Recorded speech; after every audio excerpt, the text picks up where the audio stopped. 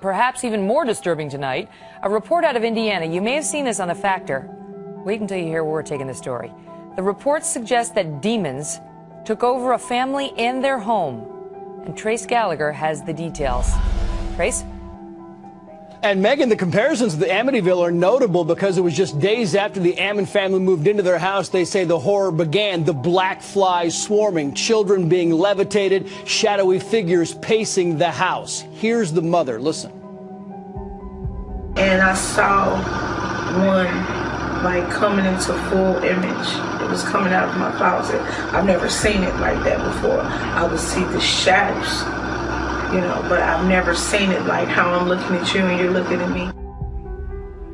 The family sought help, but between the horror stories, the kids missing school and being injured, the family doctor and child services got involved, with child services pointing the finger at mom, writing, quote, they believe the mother may have mental health concerns. They believe the children are performing for the mother and that she's encouraging the behavior. Then child services witnessed something that changed their view. The 9-year-old boy thrown against the wall with no one touching him. Then they write, quote, he had a weird grin on his face and began to walk backwards while the grandmother was holding his hand. He walked up the wall backwards. He flipped over and landed on his feet in front of the grandmother and sat down in the chair. Police also thought the story was a hoax until they went to the house and saw blinds dripping with oil and water where there was no source, and a mysterious figure in a window when no one was home. 37-year police veteran Captain Charles Austin saying, quote,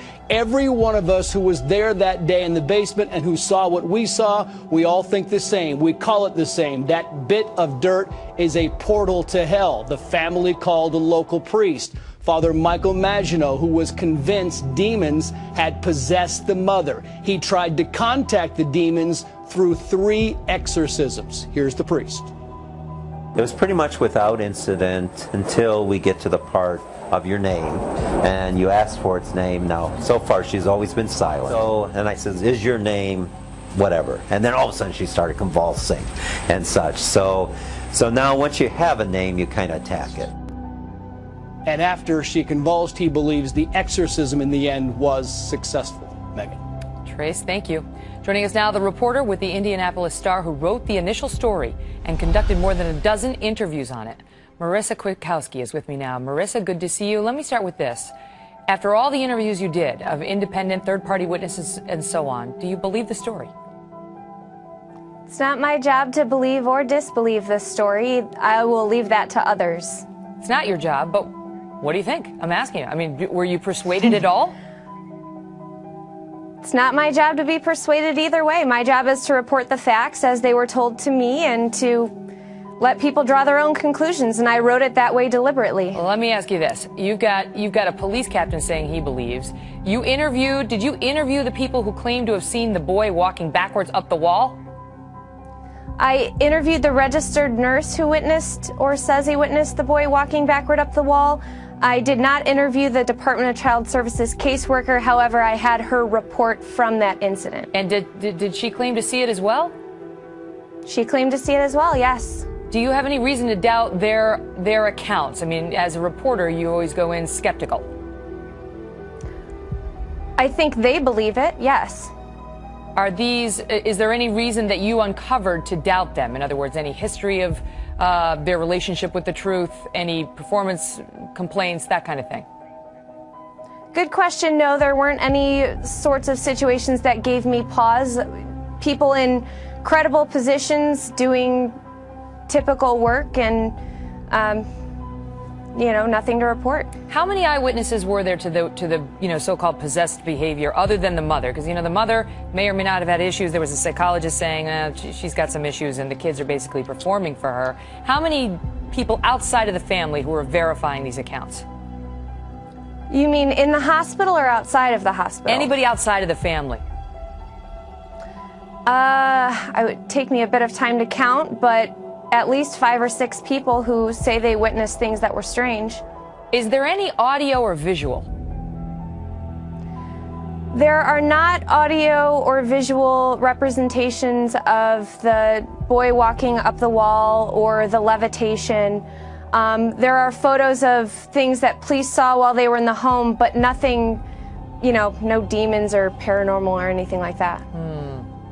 All right, we'll continue to follow it. Thanks for bringing it to our attention, Marissa. All the best. Factor follow-up segment tonight. Last night, we told you about a 9-year-old Indiana boy who apparently was doing some very shocking things, so much so that exorcism was involved.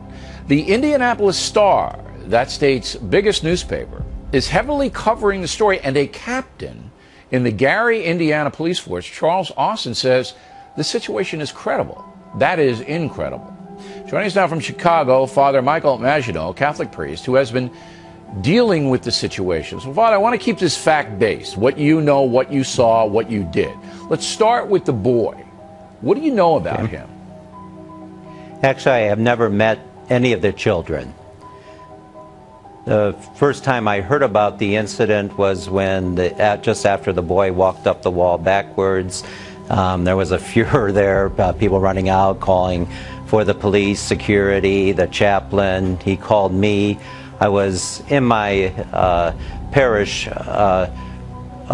conducting a Bible study class, and I got the call because I was on call for the Catholic priest chaplain who was off at that time, and they called me in to do an exorcism. And I said, but let me stop you there. Exorcism is a very rare and serious thing that the Catholic Church, and you have to go through a lot of hoops to get it approved, to get the people in.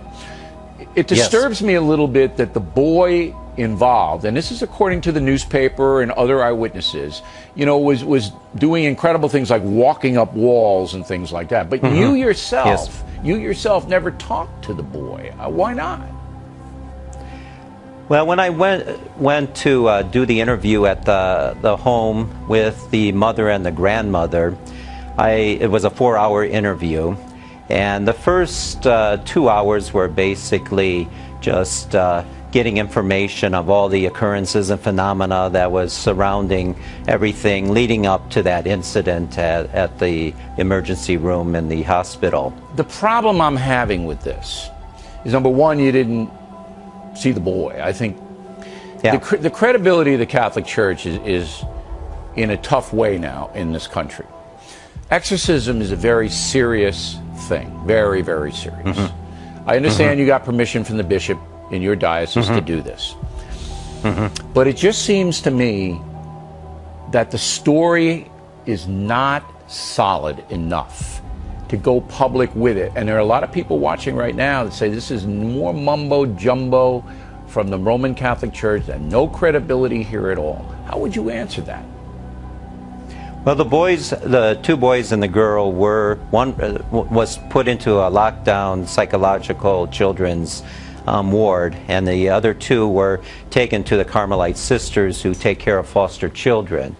And so they were taken away from the parents and from the mother and the grandmother, and so I didn't have access to them.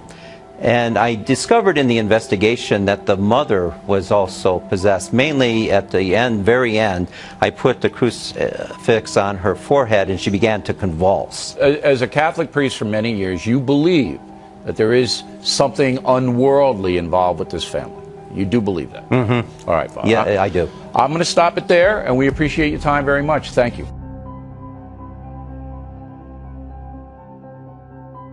Then was brought unto him one possessed with a devil, blind and dumb. And he healed him, insomuch that the blind and dumb both spake and saw. And all the people were amazed, and said, Is not this the son of David? But when the Pharisees heard it, they said, This fellow doth not cast out devils, but by Beelzebub, the prince of the devils. And Jesus knew their thoughts, and said unto them, Every kingdom divided against itself is brought to desolation. And every city or house divided against itself shall not stand. And if Satan cast out Satan, he is divided against himself. How shall then his kingdom stand? And if I by Beelzebub cast out devils, by whom do your children cast them out? Therefore they shall be your judges.